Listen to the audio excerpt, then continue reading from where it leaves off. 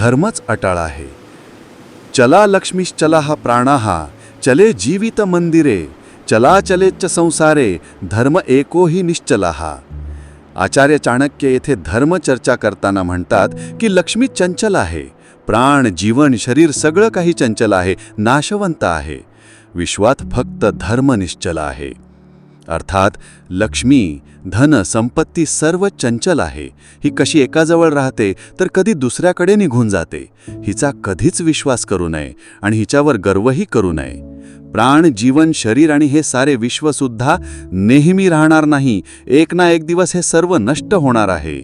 संसारात फक्त धर्मच एक अशी वस्तू आहे जी कधी नष्ट होत नाही. धर्मच मनुष्याचा खरा सोबती आहे, सर्वात मोठी संपत्ती आहे, जी जीवनात कामी येतेच पण जीवनानंतर सुद्धा.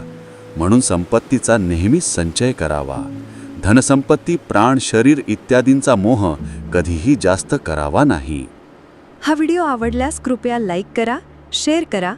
अशाच माहितीपूर्ण आणि प्रेरणादायी व्हिडिओसाठी आमच्या YouTube चॅनलला सबस्क्राईब करायला विसरू नका.